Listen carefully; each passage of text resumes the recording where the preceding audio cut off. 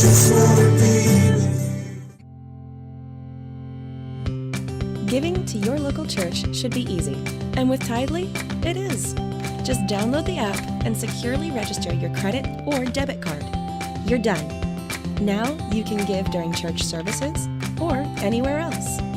Use Tidely to give a one-time gift or set up recurring donations. It's that simple. It's fast, secure, and easy to use. Tidely, the simplest way to give to your local church.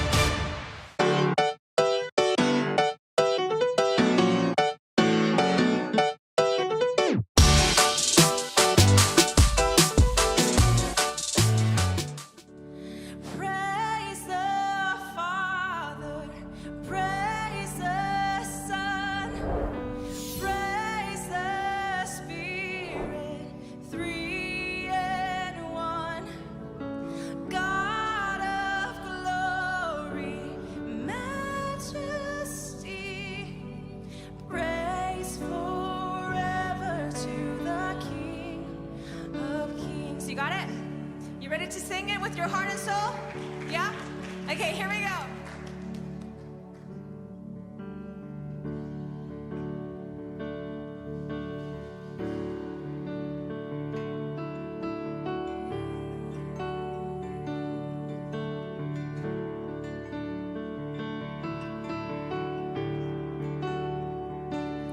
In the darkness, we were waiting without hope, without life, till from heaven you came running. There was mercy in your eyes to fulfill the law and prophets. To a virgin came the word, from a throne of endless glory to a cradle in the dirt. Come on, we sing it out. Oh, praise the Father, praise the Son, praise the Spirit, three in one. God of glory, majesty, praise forever to the King of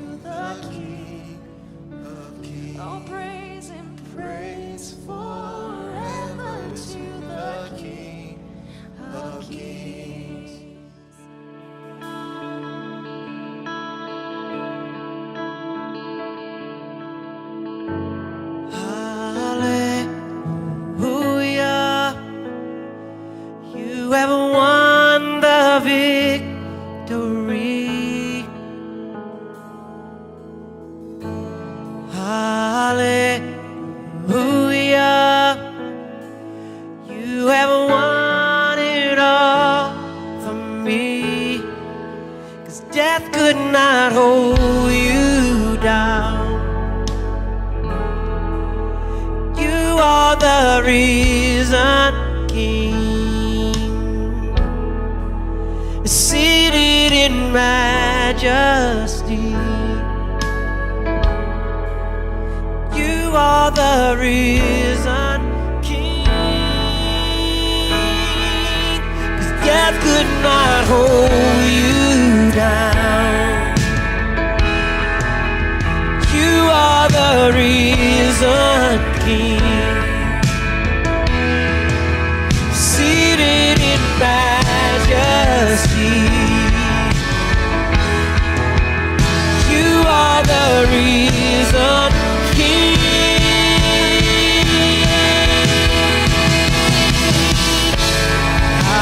Hallelujah. You have won the victory.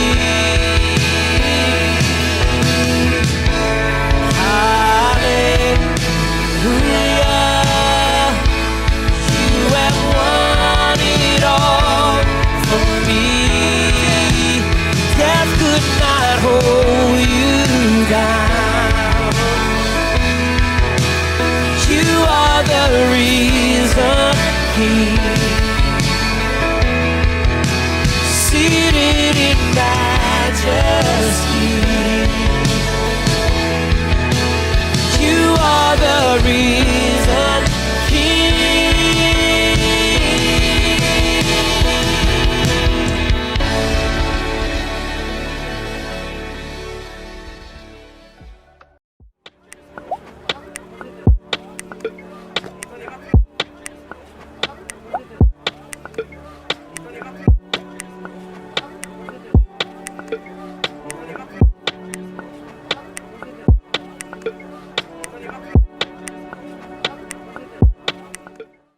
Together, we are creating a new future for the Valley because of your generosity. Your financial support is being used to produce content and create a loving community that is bringing hope to hurting people during the COVID pandemic and quarantine. Your giving equips Newsoul Ribera with tools to provide access to our services and support for people who can only meet with us by phone. Because you give, the hungry are being fed, and we've launched a winter warmth campaign to protect people in the Valley from the cold this season. With your help, in 2021, we're not slowing down, but ramping up a campaign to expand our digital reach to help and inspire more kids, students, singles, families, and seniors. Your giving is making a difference in the community. 1 Timothy 6:17-19 says, "Don't be full of yourselves and obsessed with money, which is here today and gone tomorrow. Go after God, who piles on all the riches we could ever manage. Do good. Be rich in helping others. Be extravagantly generous. If you do that, you'll build a treasury that will last, gaining life that is truly life." We have quick and easy ways for you to give. Online, newsoulribera.com. By text BLESS to 94000. By app, download the Tithely app. Or by mail, Newsoul Ribera, P.O. Box 574, Ribera, New Mexico 87560. To receive text updates from Newsoul Ribera, text Ribera to 94000.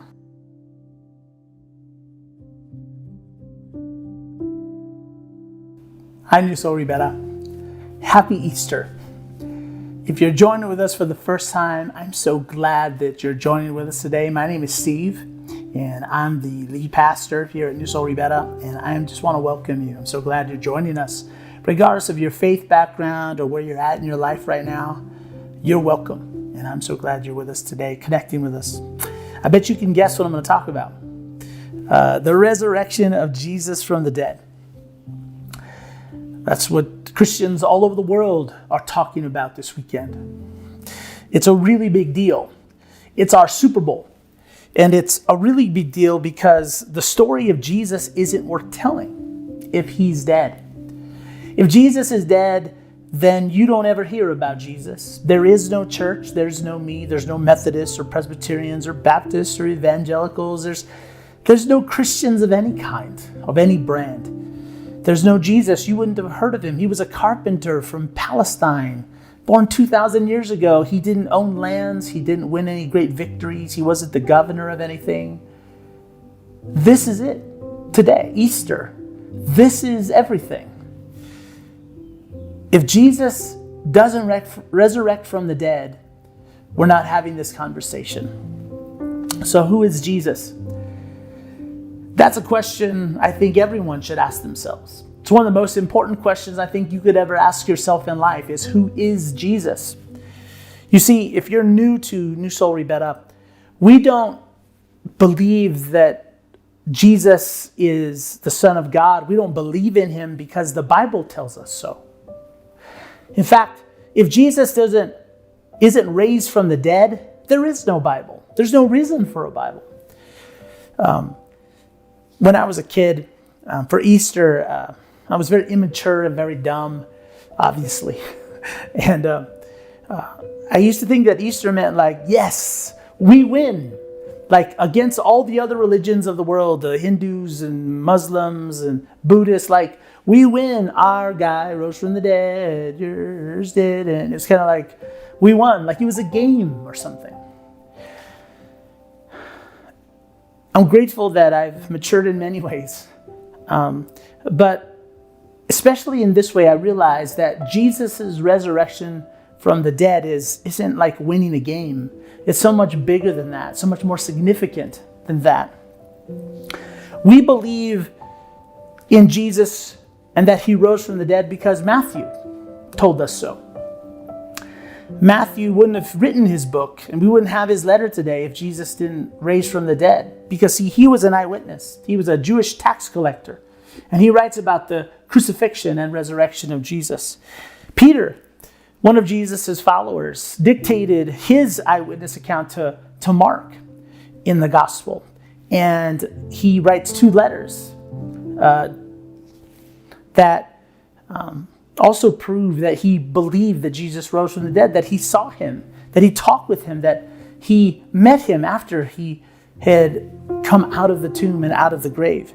Luke, the Greek physician, the doctor, he thoroughly investigated, he said, all the claims made about Jesus. He tried to separate fact from fiction, legend from truth, rumor from reality. And he gave us an eyewitness account of all that he had found out. James, Jesus' brother, what would it take for you to believe that your brother was your Lord and your God? Well, that's what James said about his brother, that he was his Lord and that he was his God. Paul, who enters the pages of history as Saul, who's someone who hates the church. If you hate the church, if you hate Christians, you hate Christianity, you're in good company, because Paul, the Apostle Paul wrote 2/3 of the New Testament. He also hated the church and he hated the Jesus movement. He hated Christianity until he met Jesus after Jesus had risen from the dead. And John, whose words we're going to dig into, and what I want you to do for the next few minutes, I want you to take off your church hat. I know it's Easter and you have, you're used to this may be the day, one day you connect with church, but I want you to take off your religious hat for a moment, your superstitious hat for a minute, your church hat for a minute, and I want you to think just as a human as we dig into the words of John. John, his account that we're going to dig into, he wrote it down. He was an old man, probably in his 80s or 90s, and he's looking back on his life and his moments with Jesus. And he shares his account with us. And in this account, he tells us about his moments after Jesus rose from the dead. And we're going to dig into that together. You see, nobody, including Jesus' closest friends and his closest followers, nobody expected nobody. There was no one at the tomb that day on Sunday morning, on an Easter morning, saying 10, 9, 8, cue the sun, 7, 6, get the stone ready, 5, 4. Nobody was doing that because they didn't expect there to be they didn't expect no body in the tomb. In fact, none of Jesus' followers expected a crucifixion at all. Their version of a Messiah was somebody who was going to change things politically, who's going to change things economically, who's going to create justice in the world, who's going to change the physical circumstances of their lives. See, the problem with Jesus wasn't what he taught, and it wasn't what he did. The problem that Jesus' enemies had with him is who he claimed him that he was, that what he said about himself. And the tipping point was when Jesus resurrected a man after 4 days in the grave. We're going to pick up John's account now. Just listen to it as a human, okay? He's just telling us what he saw. And this tipping point was, like sometimes you hear of moments, maybe you experienced it, where there might have been somebody who collapses and they're no longer breathing. And maybe a child falls into the water, and maybe through CPR and mouth-to-mouth resuscitation, you're able to bring them back, but they still had brain activity and all of that. Well, Jesus resurrected a man who had been in the grave for 4 days. In the grave. They had wrapped his body in linen. He was already embalmed. His sister said he probably already stinks. His body was starting to decompose. And Jesus went to the gravesite and spoke his name and called him out, and he came back to life. And when Jesus' enemies found out about this, they decided this man has to die. You see, Jesus' enemies were the chief priests. They were the Jewish rulers. They were the temple priests. They spoke the Mosaic law, the law of Moses, to the people. And they hated Jesus because he was a threat to them, because, see, the Roman Empire was occupying Israel. But for these Jewish priests, these rulers of Israel, the Romans let them rule as long as they could keep the people under control, as long as the people didn't become a problem to Rome. So these Jewish priests were wealthy, and they were powerful, and they had authority.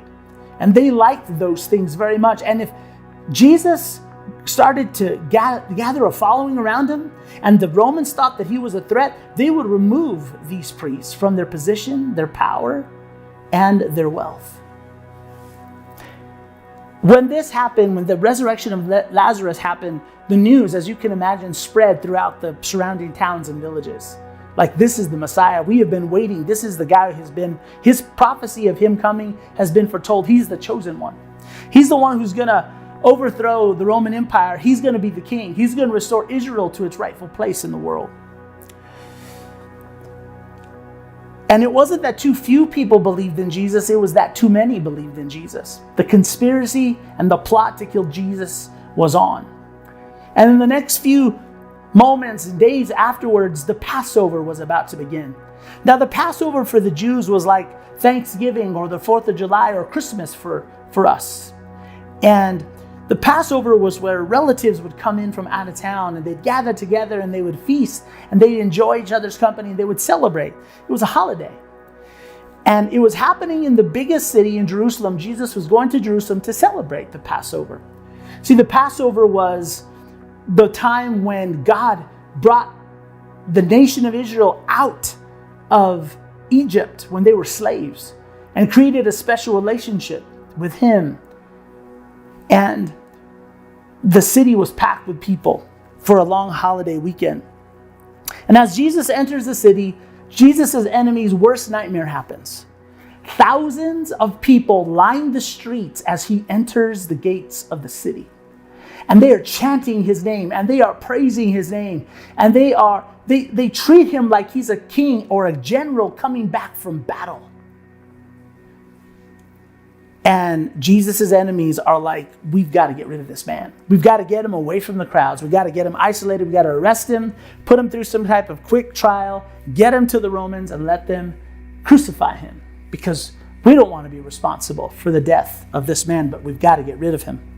And Judas, one of Jesus' followers, the 12, gives Jesus' enemies their opportunity.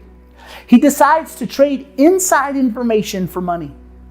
He goes to them and tells them, I'll tell you where Jesus is going to be and where you can find him away from the crowds. So they paid him for this information.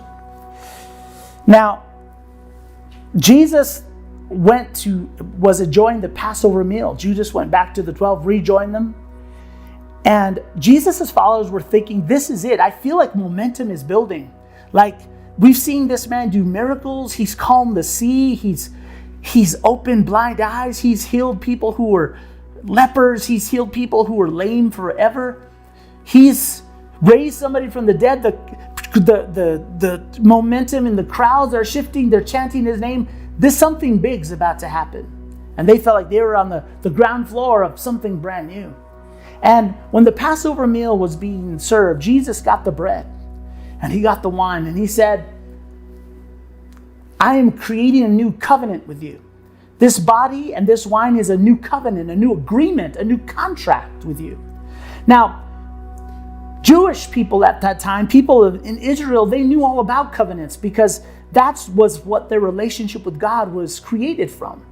It was a contract, an agreement that they would be the chosen people of God and God would be their God.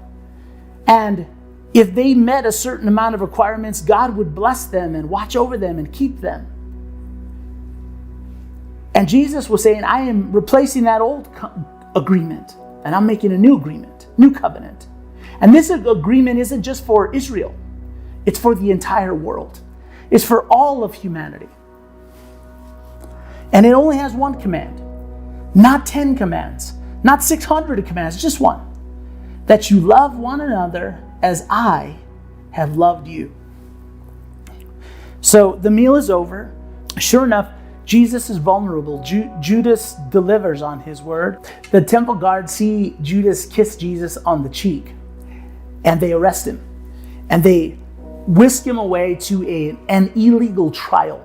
They're not allowed to have trials at night, but they did in secrecy. They brought witnesses in who lied about Jesus. They couldn't get their story straight, but it didn't really matter because the verdict was already done before the trial even started. They convicted Jesus guilty of crimes that he needed to be executed for. So they take him to Rome and they present him to Pontius Pilate, who was the governor of Rome, and said, you need to execute this man. And Pilate examines him and examines the evidence and realizes that they just hate Jesus. They're jealous of Jesus. And this is all a lie. It's a ruse to get him killed. And Pilate says, I don't find anything wrong with this man. They don't relent. So he says, okay, I'll whip him. So he whips Jesus with 39 lashes. His body is torn apart. He is bleeding out everywhere. And he figures that if they see him bleeding and broken, that they'll relent and they'll say, okay. But no, they say, we want him crucified. And he said, why? He's done nothing to deserve death. And the Jews say, if you don't crucify him, you are no friend of Caesar. And then Pilate says, do you want me to crucify your king? And the chief rulers of Israel, the priests, said, we have no king but Caesar. So Pilate washes his hands and says, I'm innocent of this guy's blood. His blood is on your hands. I am innocent of the death. I'm not responsible for the death of Jesus. So he hands him over to him and Jesus to them, and he agrees to crucify Jesus. And Jesus is on the cross. He's bleeding out. And we pick up John's words now. When Jesus saw his mother there and the disciple whom he loved, how he refers to himself, standing nearby, he said to her, woman, here is your son. And to the disciple, here is your mother. From that time on, this disciple took her into his home. Jesus took care of his mom. And then Jesus said, it is finished. And with that, he bowed his head and gave up his spirit. Jesus died. The man who saw it, John, who's writing this, has given testimony, and his testimony is true. He testifies so that you also may believe. So John is saying, I'm writing to you, reader. I'm writing to you, listener. I am telling you that this happened so that you may believe. Well, believe what, John? That the wannabe Messiah 2,000 years ago on the other side of the planet was crucified by the Roman Empire like thousands before him? That there were corrupt politicians? That there was a conspiracy to protect the powerful and the wealthy? Okay. I mean, we're with you on that, John. But John continues. He says, later, Joseph of Arimathea. And those of you who are science and data and like empirical evidence kind of people, these are names and places of people you can actually identify. They were real people. He asked Pilate for the body of Jesus, and with Pilate's permission, he came and took the body away. He was accompanied by Nicodemus and brought a mixture of myrrh and aloes, about 75 pounds. Taking Jesus' body, the two of them wrapped it with the spices in strips of linen, and this was in accordance with Jewish burial customs. What do you do with 75 pounds of embalming spices? You embalm someone because they believed that Jesus was going to do what all dead people do: stay dead. They placed a Roman seal on the tomb after they got their servants to roll a giant stone in front of it, saying that if anyone broke into this tomb, they would die. And then they placed Roman guards in front of the tomb, battle-hardened Roman centurions, to keep anyone from stealing the body. The apostles disappear into the city, and we don't know where they went exactly. But if Jesus was dead, there was no movement to keep alive. They weren't planning and plotting, how do we keep this going now that Jesus is dead? Because it was built on who Jesus was and not what he taught. So that when he died, if the Son of God was dead, the movement that he began also died. Then all of his followers had just wasted 3.5 years of their lives following a magician, a teacher, but ultimately a disappointment because they believed he could actually change things. But early on Easter morning, early on the Sabbath, a Sunday morning, while it was still dark, Mary Magdalene, a woman whose life had been changed by Jesus, he had lifted her and her dignity. She went to the tomb and saw that the stone had been removed. So she came running to Simon Peter and the other disciple, that's John, and said, "They have taken the Lord out of the tomb, and we don't know where they have put him." You see, she didn't say that he rose from the dead. They say they took his body because nobody expected nobody. So Peter and the other disciple started for the tomb. Both were running. But the other disciple outran Peter and reached the tomb first. Now, I can imagine that when John is writing this, he's an old man now, and Peter's already been executed in Nero's Rome, and he's chuckling. I beat him. I outran him to the tomb. And it says that he bent over and looked in at the strips of linen lying there, but did not go in. See, John's being really transparent with us. He ran to the tomb, but he didn't go inside because it was dark. And a dead body might be in there, or it was in there. And there's strips of linen there, and he doesn't know what he's going to find in there. Then Simon Peter came along behind him and went straight into the tomb, because that's what Peter always did. He just ran straight into everything. And he saw the strips of linen lying there, as well as the cloth that had been wrapped around Jesus' head. The cloth was still lying in its place, separate from the linen. Now you tell me, what thieves steal a body and unwrap the body of all the linen and disembalm the body? Finally, the other disciple, John, who had reached the tomb first, also went inside. And he saw and he believed. John is telling us here, when he walked in there, suddenly he realized everything had changed. You see, even Jesus' closest friends doubted and no longer believed. So if you doubt and you no longer believe, you're in great company. John saw with his own eyes, and then he believed that Jesus, the Messiah, the Son of God, he didn't come to be a king in the way he had always thought, but something more, that Jesus was someone more. He may have said to himself, so if Jesus rose from the dead, then that means he got it. He finally understood. After the resurrection, Jesus appeared to his followers. He even made breakfast for them on the beach. He walked with them and talked with them. They touched him. Many people saw him alive. But there was one of the 12 that wasn't with them and hadn't seen Jesus yet. And he figured that he had wasted 3.5 years of his life on this wannabe Messiah who did magic tricks and taught love. He had faith and it died. He had hope and it was crushed. He had trusted and it was disappointed. Now Thomas, one of the 12, was not with the disciples when Jesus came. So the other disciple told him, "We have seen the Lord." But he said to them, unless I see the nail marks in his hands, and put my finger where his nails were, put marks in his hands, and put my finger where the nails were, and put my hand into his side, I will not believe. Thomas was not superstitious. He wasn't going to take it on faith anymore. He wasn't going to take it on trust anymore. He would say, I did believe, and I watched my belief and hope bleed to death on a cross. I saw it get chewed up and spit out by the corrupt and the powerful. You see, nothing changes in this world. It never will. I'm done with hope and faith. I need more than to take yours or anyone else's word ever again. I need proof this time. And a week later, his disciples were in the house again, and Thomas was with them this time, though the doors were locked. And Jesus came and stood among them, and he said, peace be with you. And he said, peace be with you, because if someone shows up when all the windows and doors are locked, and they weren't there when you locked them, you're going to freak out. Then he said to Thomas, put your finger here. See my hands. Reach out your hand and put it into my side. Stop doubting and believe.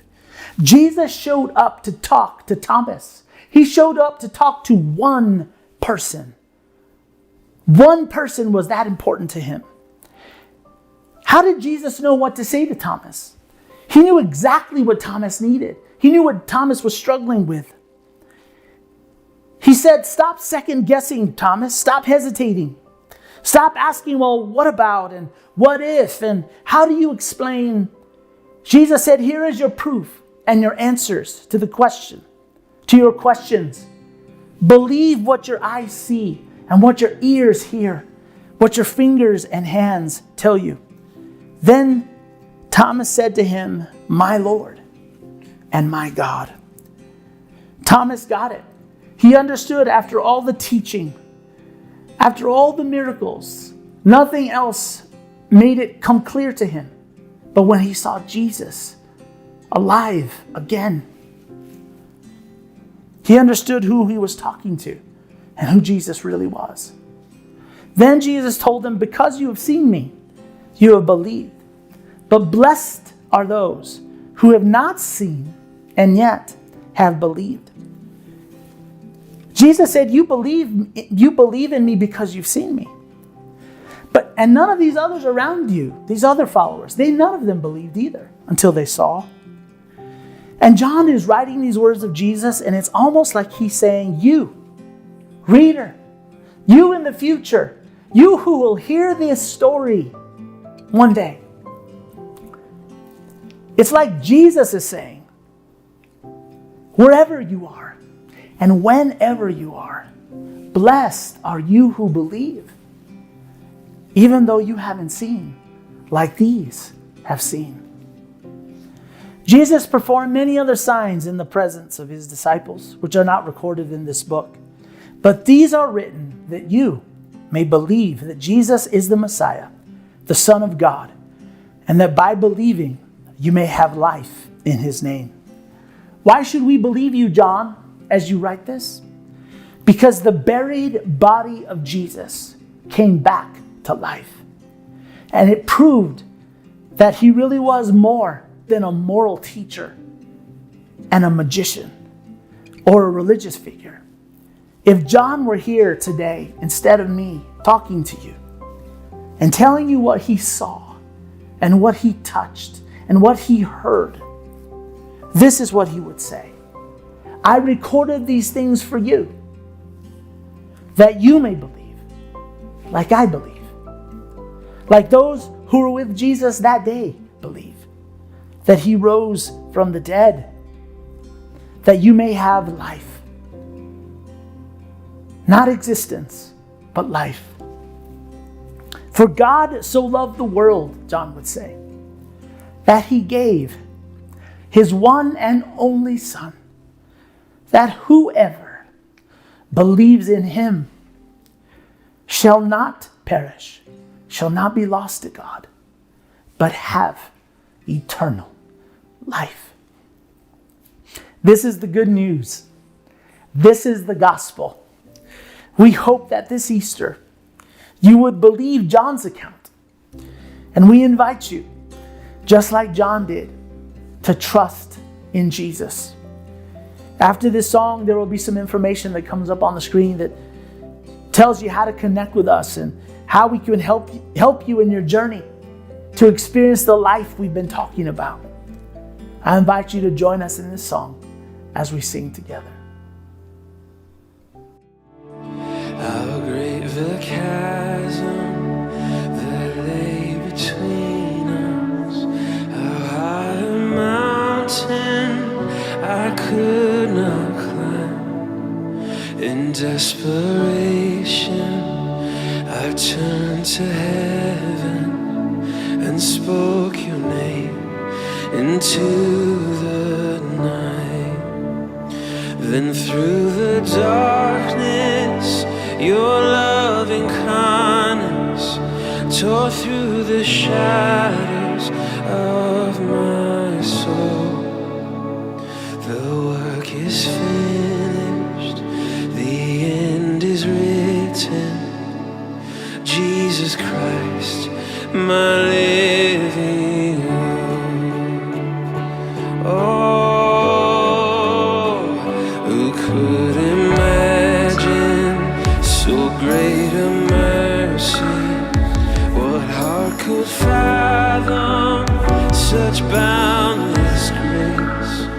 The God of ages stepped down from glory to wear my sin and bear my shame. The cross is spoken, I am forgiven. The King of Kings calls me his own. Beautiful Savior, I'm yours forever. Jesus Christ, my living hope. So hallelujah, sing it out. Hallelujah, praise the one who set me free. Hallelujah, death has lost its grip on me. You have broken every chain. There's salvation in your name, Jesus Christ, my living hope. Hallelujah, hallelujah, praise the one who set me free. Hallelujah, death has lost its grip on me. You have broken every chain. There's salvation in your name, Jesus Christ, my living hope. What hope we have in Jesus. What a friend we have in Jesus. Thank you. You're not distant, you're not far away from us. You're near, closer than our skin, Jesus. Jesus, oh Jesus, Jesus,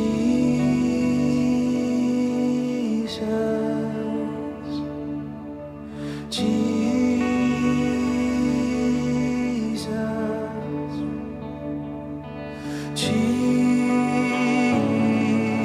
Jesus, friend forever, amazing. Jesus,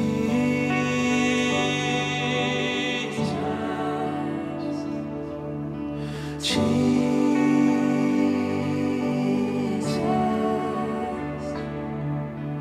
Jesus,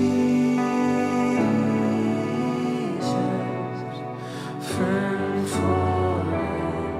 Thank you, God. We're singing Jesus,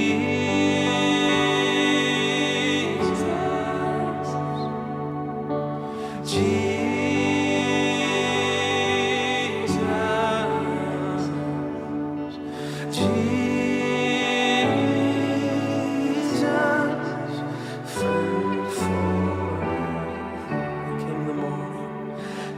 came the morning that sealed the promise. Your buried body began to breathe out of the silence.